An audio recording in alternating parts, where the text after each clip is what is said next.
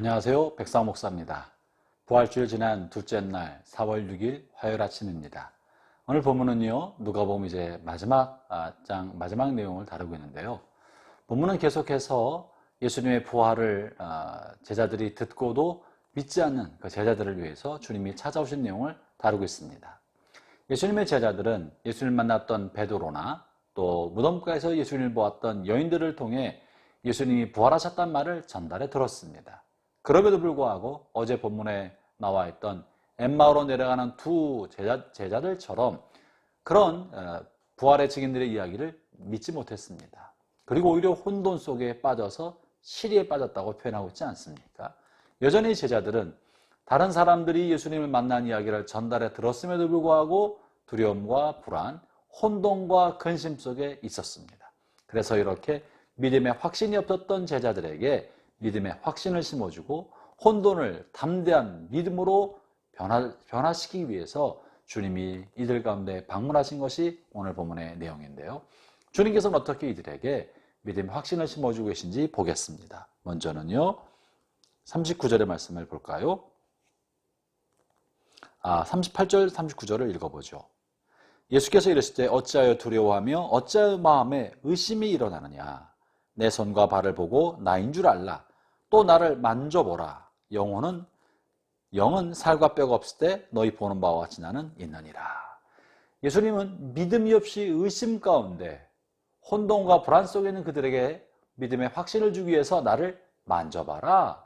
내 손을 만져봐라. 내 몸을 만져봐라. 라고 말씀하고 계십니다. 체험하라는 것이죠.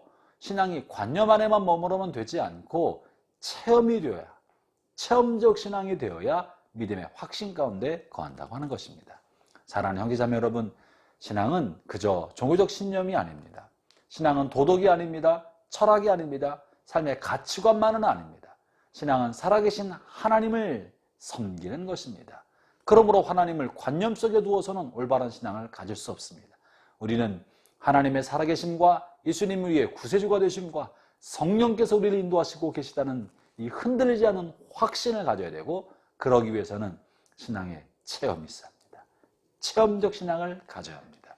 기도 응답받는 체험, 우리의 고난과 역경에 임마누엘로 함께 하시는 예수님에 관한 체험, 하나님이 과연 우리의 삶을 이끌어오고 계시는 하나님의 절대적 주권에 관한 체험을 해야 우리의 삶이 흔들리지 않는 것이죠. 형제자매 여러분, 저는 여러분 안에 살아계신 하나님과 함께하는 많은 체험이 여러분의 삶에 가득하기를 바랍니다. 두 번째, 주님께서는 이들에게 손발을 만져보라 하시면서 그리고는 성경을 풀어줍니다. 그것이 오늘 44절과 45절의 말씀인데요. 읽어보죠. 또 이르시되 내가 너희와 함께 있을 때 너희에게 말한 바 곧 모세 율법과 선지자의 글과 시편의 나를 가르쳐 기록된 모든 것이 이루어져야 하리라 한 말이 이것이라 하시고, 이에 그들의 마음을 열어 성경을 깨닫게 하시고. 여러분, 성경을 열어서 주의 말씀을 깨닫게 할 때 주님을 확신하게 되고 믿음의 확신 가운데 거하게 됩니다. 오늘날 육신으로 계신 예수님께서 승천하셔서 하나님 보좌 우편에 계신 오늘날 우리는 육신으로 계신 하나님을 체험하기는 대단히 어렵습니다. 육신으로 부활하신 하나님을 경험한다는 것은 쉬운 일이 아닙니다. 그것은 아주 극소수의 선택된 사람들에게만 주어진 특별한 체험입니다. 오늘날 부활하신 주님을 우리 눈으로 본다는 것은 하나님이 특별한 사람에게만 일어나는 거예요. 그럼 오늘날 우리는 주님을 어떻게 알고 확신할 수 있습니까? 그것은 말씀을 통해 확신할 수 있는 거예요. 본문에 모세율법과 선지자 글과 시편은 구약 전체를 말하는 것이고, 당시에는 구약밖에 없었기 때문에 성경인 것이죠. 성경을 통해 살아계신 그리스도를 만날 수 있고, 성경을 통해 역사하신 하나님을 체험할 수 있고, 성경을 통해 오늘 살아서 말씀하신 그 생생한 하나님의 인격을 경험할 수 있는 것입니다. 그럴 때 가슴이 뜨거워지고, 그럴 때 가슴 믿음의 담력이 생기고, 그럴 때 하나님 우리를 사랑하시고 우리의 삶에 말씀하시는 불붙은 확신을 갖게 되는 것입니다. 사랑하는 형제자매 여러분, 왜 우리가 아침마다 말씀으로 하루를 시작합니까?